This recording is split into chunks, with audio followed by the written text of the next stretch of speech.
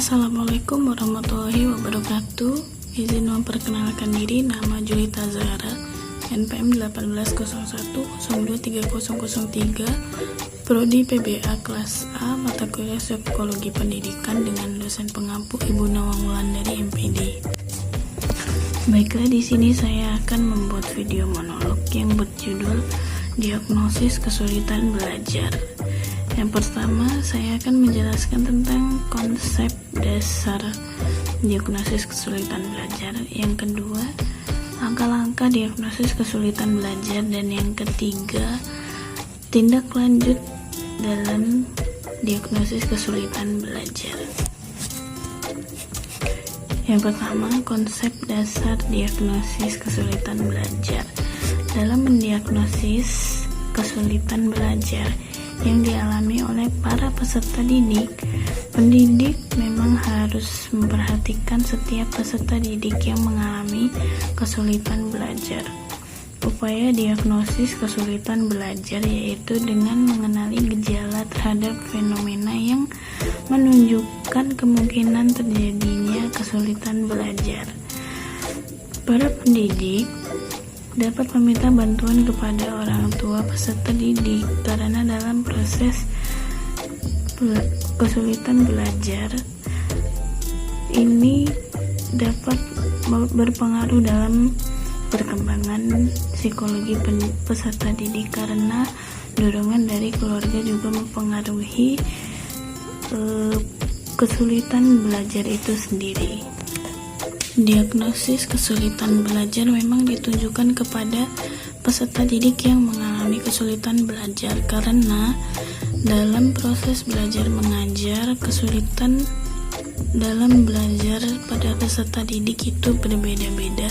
Maka pendidik harus mengetahui dan harus paham mana siswa yang mengalami kesulitan belajar.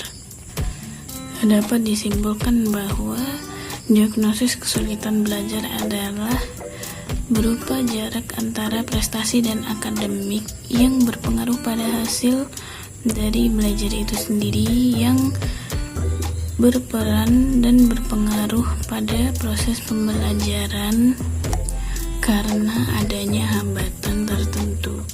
Dengan mengaitkan beberapa penjelasan tersebut, dapat diidentifikasikan bahwa diagnosis kesulitan belajar merupakan suatu proses upaya untuk memahami jenis karakteristik serta latar belakang jenis kesulitan belajar dengan menghimpun dan mempergunakan berbagai data atau informasi selengkap dan seobjektif mungkin sehingga memungkinkan untuk mengambil kesimpulan dan keputusan serta mencari alternatif pemecahan dalam mengatasi kesulitan belajar.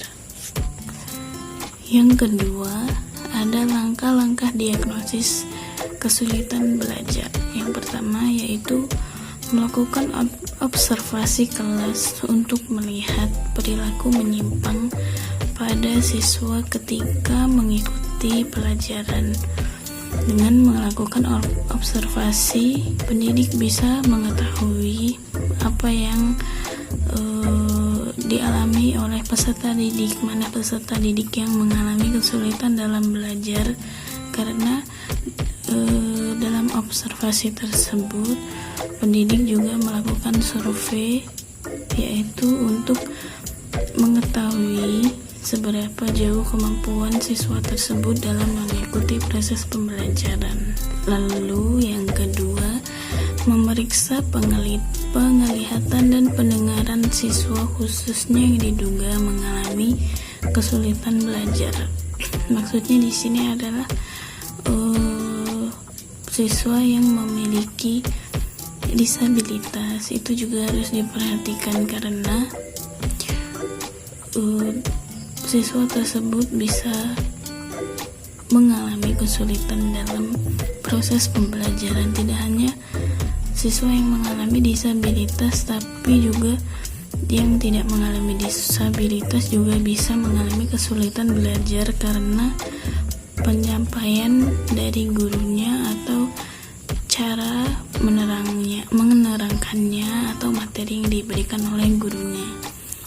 Kemudian yang ketiga yaitu mewawancarai orang tua atau wali dari peserta didik tersebut untuk mengetahui ihwal keluarga yang mungkin menimbulkan kesulitan belajar, yaitu keluarga juga berpengaruh dalam proses pembelajaran. Jadi keluarga juga berperan sangat penting dalam mendorong semangat belajar dan pengaruh proses pembelajaran. Yang keempat yaitu memberikan tes diagnosis bidang kecakapan atau tes IQ untuk mengetahui kesulitan belajar yang dialami siswa. Yang kelima, memberikan tes kemampuan integrasi atau tes IQ khususnya pada siswa yang mengalami kesulitan belajar. Kemudian yang ketiga atau yang terakhir adalah tindak lanjut diagnosis kesulitan belajar, yaitu yang pertama, analisis hasil diagnosis. Jadi setelah melakukan observasi, dilakukan analisis hasil akhir dari observasi tersebut. Bagaimana para siswa itu mengalami kesulitan dalam belajar. Yang kedua, menentukan kecakapan bidang yang bermasalah. Maksudnya di sini adalah menentukan apa yang menjadi penyebab siswa mengalami kesulitan belajar melalui observasi tadi. Yang ketiga, menyusun program perbaikan, yaitu dengan cara mengadakan belajar tambahan atau mengadakan remedial atau mengadakan nilai tambahan agar siswa bisa memperbaiki nilainya. Dan yang terakhir, melaksanakan program perbaikan, yaitu program-program yang tadi dilaksanakan setelah siswa mengetahui di mana letak kesulitan belajarnya. Jadi perlu dievaluasi lagi, perlu diberi latihan terus agar siswa dapat mengatasi kesulitan dalam belajar. Demikian video monolog dari saya yang berjudul diagnosis kesulitan belajar. Jika ada kekurangan dan salah kata, saya mohon maaf. Saya akhiri. Wassalamualaikum warahmatullahi wabarakatuh.